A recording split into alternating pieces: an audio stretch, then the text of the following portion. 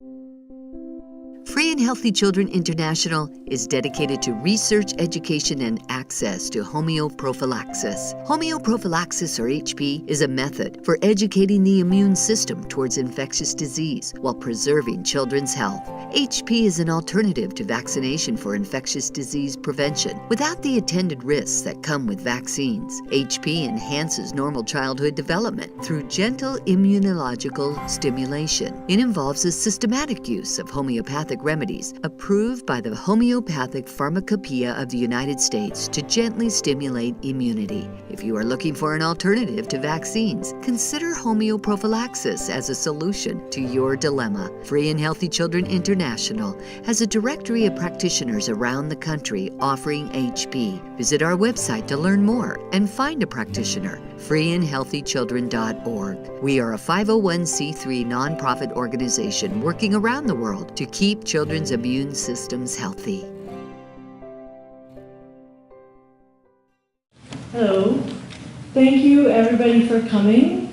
I'm really happy to see such a turnout of people here, and thank you for also all the vendors who I know aren't in here because we are all in here, but there's going to be recording. I just want to tell a little bit about myself. Next slide, please.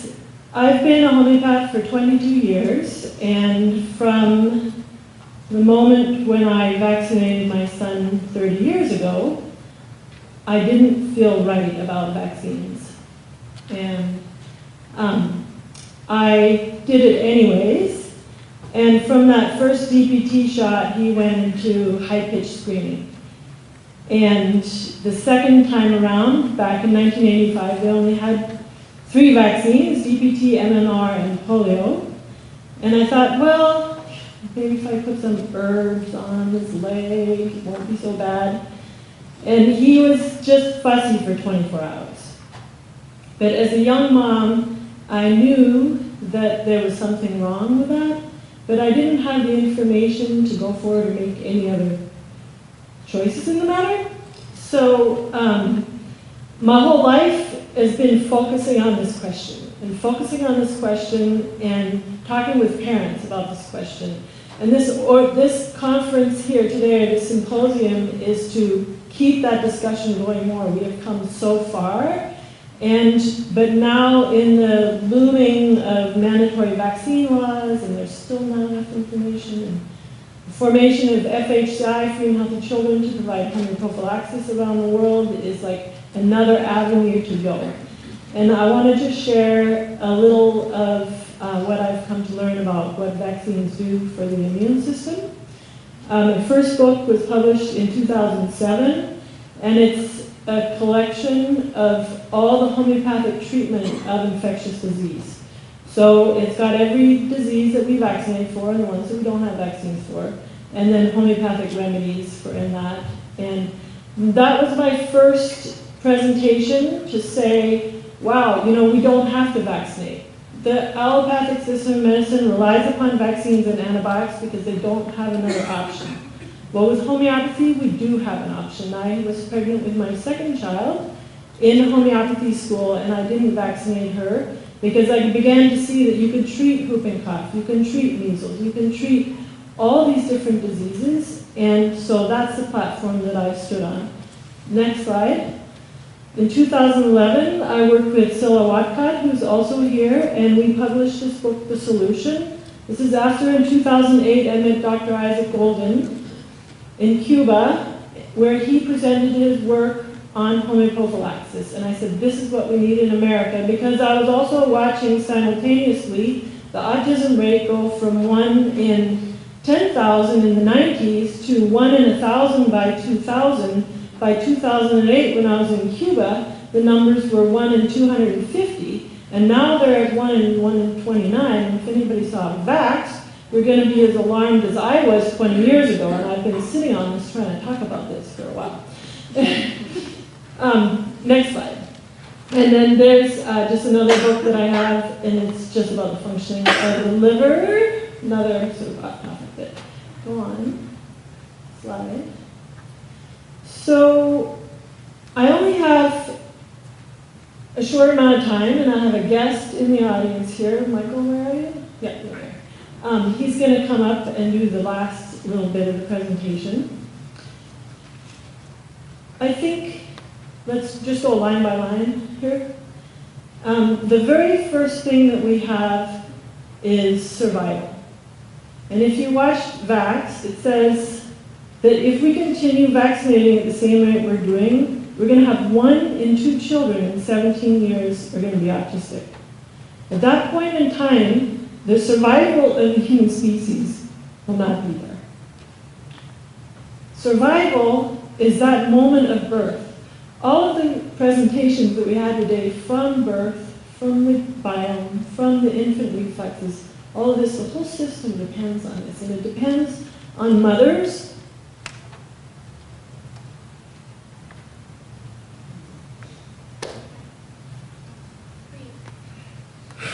you guys. Depends on you guys. Depends on you guys caring for your babies and listening inside to yourself. And the whole way that we're going to change the legislative platform that we live in is from that survival. Sorry.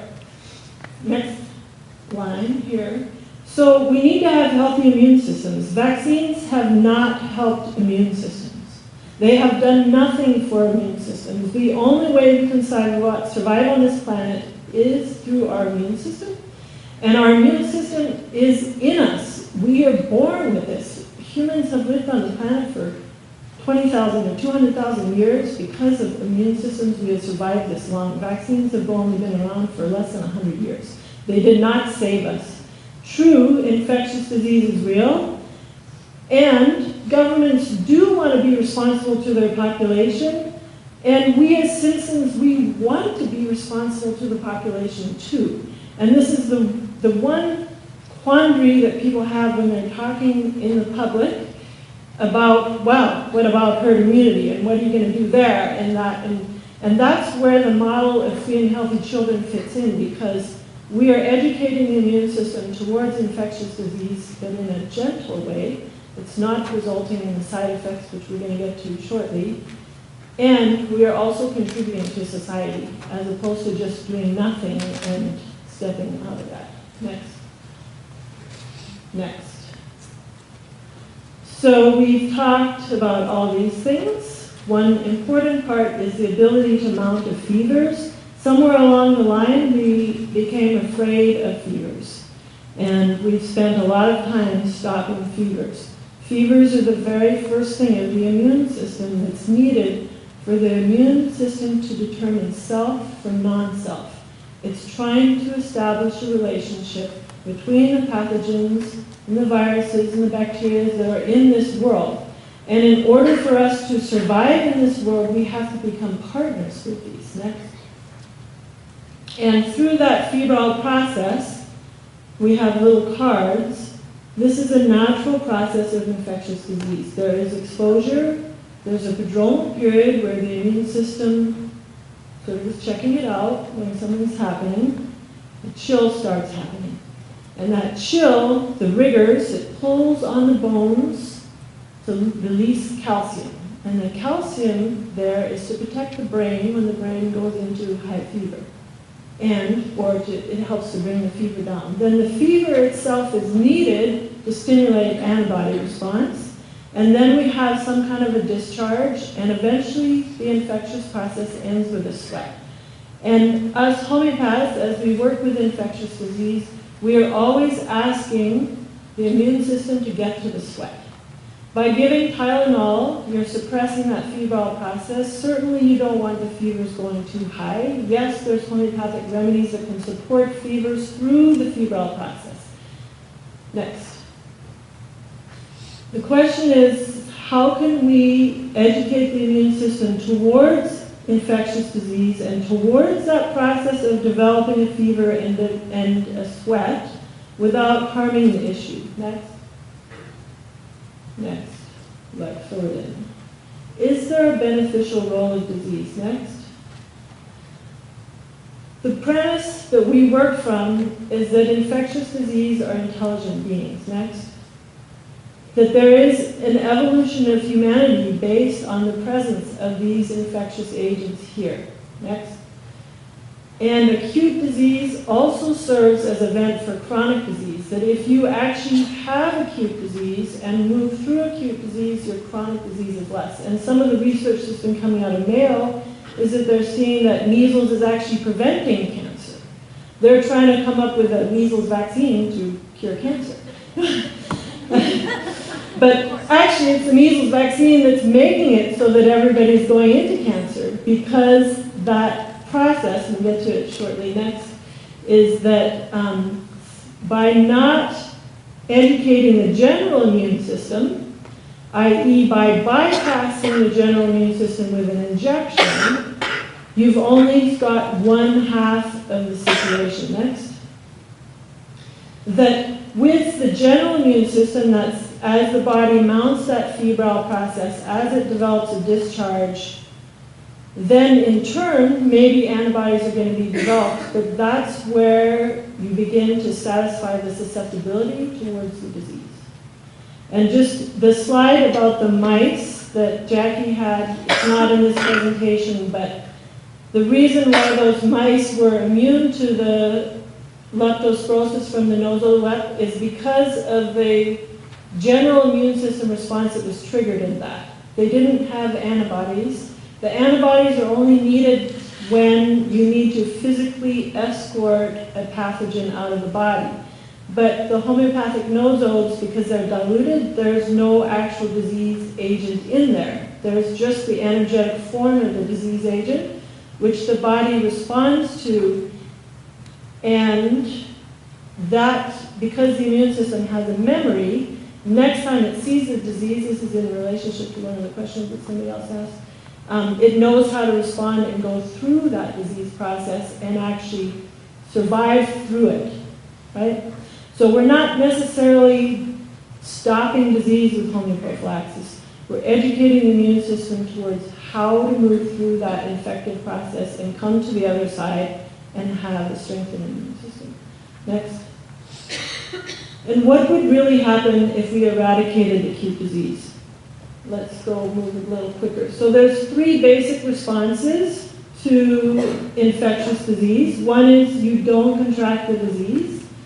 The second is that you do contract the disease and it works out in the body and moves on. The third next is that if the immune system is not strong enough to overcome the disease, then the disease settles into its organ of affinity. Next, next, next. So this is a cow udder, just in case you're wondering what that is, with cowpox on it. And the history of vaccination is they became aware that those individuals who had also contracted cowpox were immune to smallpox. So they did a process called variolation, which is that they would take the pus of the pox and scrape their skin and put the pus in their skin.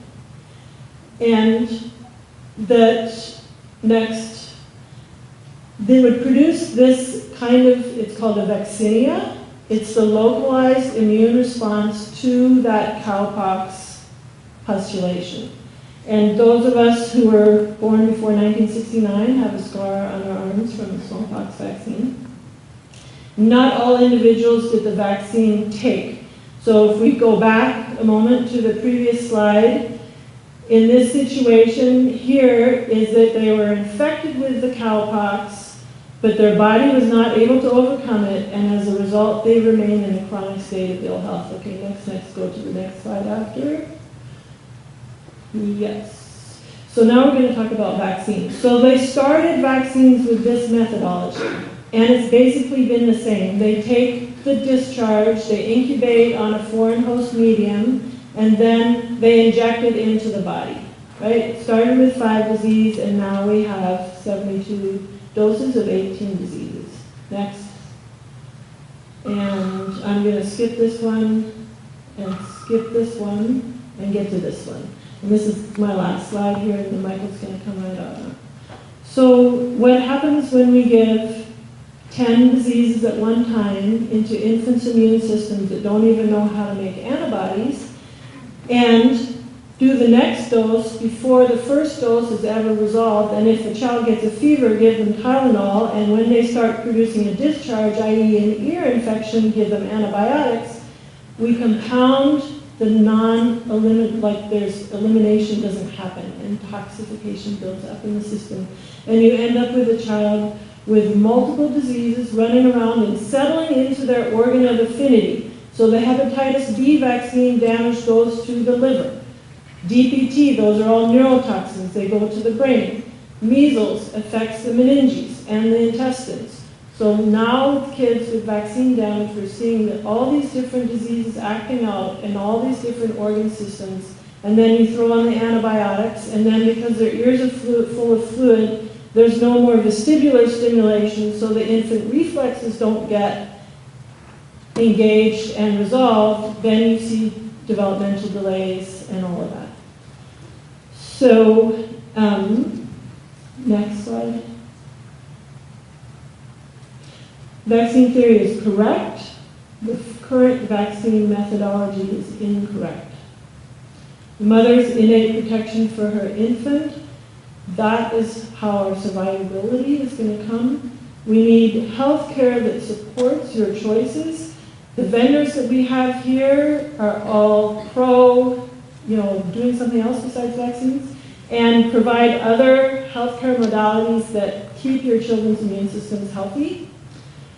And of course, we have homeopathy for infectious disease. And one of the things that happens with parents as they move towards homeopathy is they start seeing how their child's immune systems are working. And instead of running around in fear, like, oh, there's a fever, what do I do? Then they start to see, well, it's only at like 102, and it can go on for 3 or 4 days. And these remedies, wow, you gave that remedy, and like in 15 minutes, the fever went away and they went to sleep.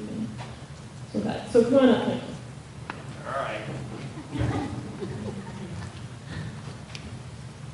So Michael has been a client of mine for 10 years, or I've been his practitioner. Close to 10 years, right?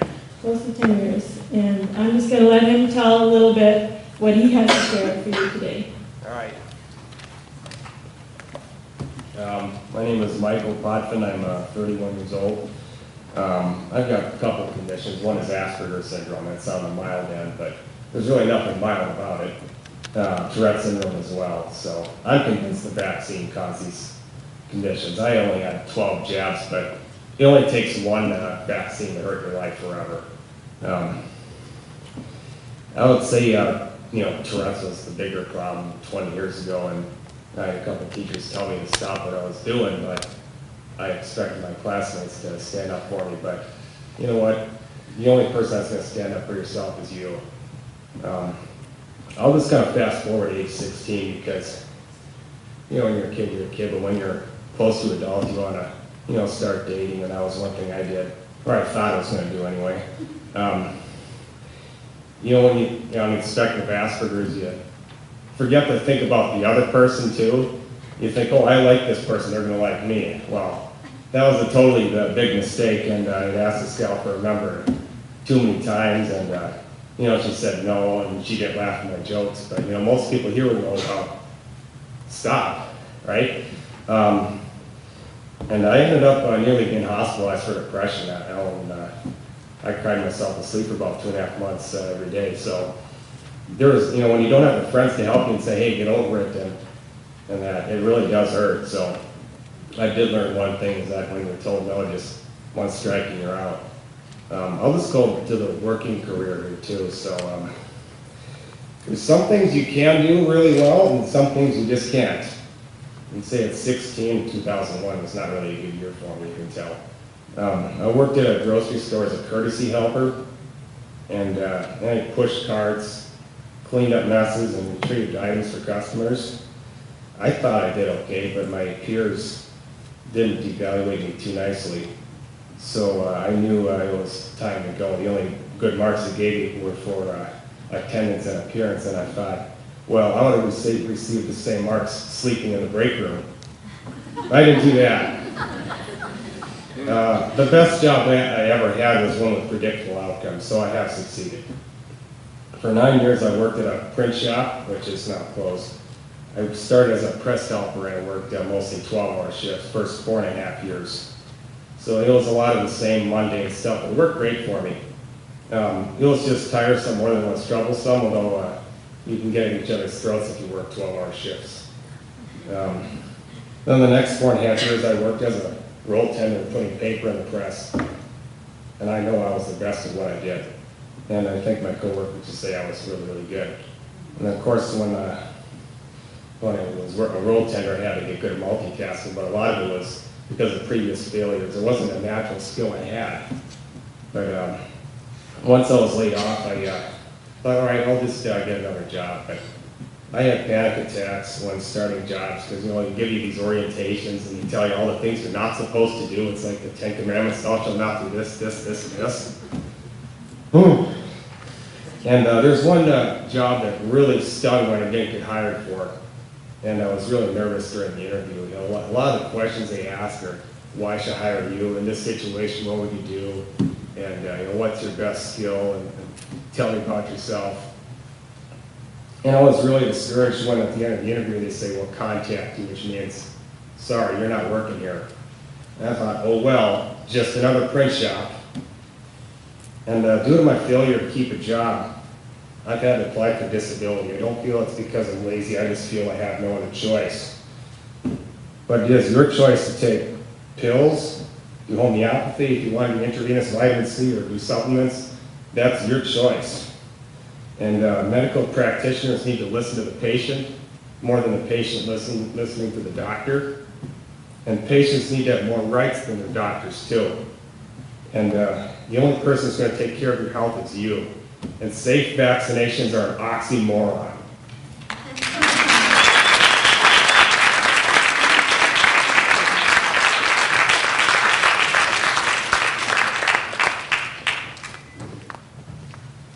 Thanks, Michael. So maybe before we break for our raffles, I don't know if Tana's ready for that, but we'll do a few questions on vaccine damage, if you have. Or even about the homeoprophylaxis, but yes, go ahead. I believe in this, and we have some who we got not vaccinated with, but my question is, how does some kids survive if they're just fine, and some kids, like we're talking about autistic Yeah. becoming more and more, and I just don't understand how some kids are okay and some kids aren't. So the question is how come some kids can get all the vaccines and be fine and other kids not? Well, there was a great slide that Kelly had that had all the moms. And it compounds through the generations. And it depends on what happens with infectious disease. And it also depends on when you give the vaccines and how much time there is in between. And is the child sick at the time when you give the vaccines? Was the mom on antidepressants? What was the health of them at the point of conception? How much infectious disease, actually infectious disease makes healthy? So right now we're in the 3rd or 4th generation of vaccination, and depending on how it's compounded, it's compounding in the children. And so that's why some are coming out all right and some it's not good. Yeah. Michael? How many marriages are busted up because of vaccines? How many Americans have lost their minds? Oh, marriages because of vaccines. It's one of the most divisive things in the household. If you're thinking of getting married, talk about vaccines before you do. Yes. I just wanted to add on to that first question that Pitocin used to have the marisol in it. Pitocin had the marisol in It it. did until about 1998. Yeah. And also, you know, we used to recommend giving Tylenol to pre-medicate kids before they would go in for their vaccine. Before they get the vaccine. So giving the Tylenol before the vaccine circumnavigate or cuts in half that infectious disease process. So one vaccine given by itself, you saw with the cowpox vaccine, it produces a mild immunological response. But you give 10, see each disease needs a different eliminatory path. And the immune system is like, okay, which way do I, eliminate that disease? And because it's a very concerted effort, when you give the pediatrics, which is 5-in-1 diseases, the immune system is confused and just basically gives up and can't eliminate and detox that way. And there was one other question about the whooping cough, pertussis, and or pertussin, the nosode, and DPT vaccine for pregnant moms. Now the thing of it is that we are also taught that antibodies are in your breast milk. But if you never had whooping cough, it's not in your breast milk. And if you had the vaccine, those were short-lived, temporary, elevated antibodies, so you don't have the antibodies either. And so what's happened with the vaccine paradigm is actually increased the risk of infants getting whooping cough because there's no antibodies in the mom's breast milk. Yeah. Other question? Yes. I've heard a couple headlines in the news, one being about measles and one being about chickenpox, that when kids get those diseases, it somehow wipes out all the rest of their immune system, and anything they've gotten immune to before that is now gone, and they're even more susceptible than they were before. As yet another argument to get them vaccinated with the MMR. Are you familiar with that? What are they talking about? So she says that there's something coming out in the media that actually these infectious diseases wipe out your immune system. The contrary is true. That those infectious diseases, they're called childhood diseases. They're intended to get in your childhood to facilitate childhood, to facilitate normal childhood development. And by going through the infective process, you actually develop your immune system. Your immune system is what determines self from non-self. And each one of these things has a different sort of eliminatory pathway. That's in Jackie's presentation where it says you get the learning without the suffering. With the homeoprophylaxis, we're giving the energetic information of the disease, we're activating and engaging in an immunological response. So you get the learning, but it's mild. And so you're not getting all the suffering because not every child's immune system is strong enough to go through the actual disease. Yeah. Yes? Would you, if you're doing the HP program, would you recommend trying to expose your child to like chickenpox or Yep. something like that? Yep. And to work with the homeopath too. That's the other thing. These nightmare stories are from within allopathic medicine because they don't have the answer. They don't know how to treat these infectious diseases, whereas one or two remedies in homeopathy and you're just, sometimes it's a little more, it takes a few more doses, but we work through it. Yes? Do you think that, I know all the toxins that are in the vaccines, and they have a hard time, some kids have a hard time filtering them out. Yeah. But to those people that don't, do you think that they ever totally filtered out those toxins, or are they in there, they just have it capped off to create a problem that we're aware of yet?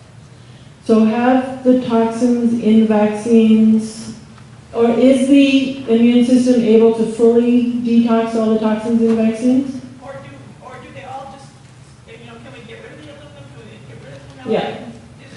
Are we able to eventually get it out, or does it just sit in there and some people just don't get enough of a buildup that it actually starts being symptomatic? Yeah, so, or does it just sit in there when you get the vaccines, does it just sit in the body? It's a very interesting question, a very important question, because there's a couple different things that happen. One, first of all, a vaccine is an information packet. It's got infectious diseases in there, but it also has every other ingredient in there, but because there's the aluminum, which is the adjuvants, which says make allergic response to antigen, but also everything else that's in this information packet. So that's why you're seeing kids allergic to formaldehyde, bovine casein, eggs, sugar, neomycin, all of these things are in the vaccine. So the immune system is saying produce allergic response, means produce antibodies too. So that's one piece that happens with the vaccines. The other is when a vaccine is given at the moment of birth, such as the hepatitis B vaccine, because the baby just enters into the world and the vaccine is given like that, the baby hasn't yet figured out whether that vaccine is separate. You understand what I'm saying? means that it's just part of the external world. So because the baby doesn't produce an immune response as it is born, then that hepatitis B vaccine, there's no immune response going to be elicited. So that means basically from that first shot we've said, get this disease, don't make an immune response, and the end result of it is you're going to have chronic liver problems. But because that elimination pathway also is not activated, the elimination pathway would be there if the vaccines were rubbed on the skin. Because the mucous membranes and the surface of our body is what triggers the full immune system response to happen. And because it's been injected, it's bypassing that. So the body doesn't figure out what it needs to eliminate, and so you might produce an allergic antibody response, but you don't produce a discharge to move out, and that's not only to the antigen, but to every other ingredient in the vaccine. And it's not a problem of the body beforehand, it's how the body's been instructed. Means that information packet of the vaccine, it says we want you to behave this way. So it takes a fair amount of time with all the practitioners that are here. You probably have to go to every one of them to wake up different parts of that immunological process so that you can get a full discharge and full elimination and detoxification. Yeah. So I think that's enough for questions. And we are going to have a panel. And what happened to Tana? There, yeah, come on over.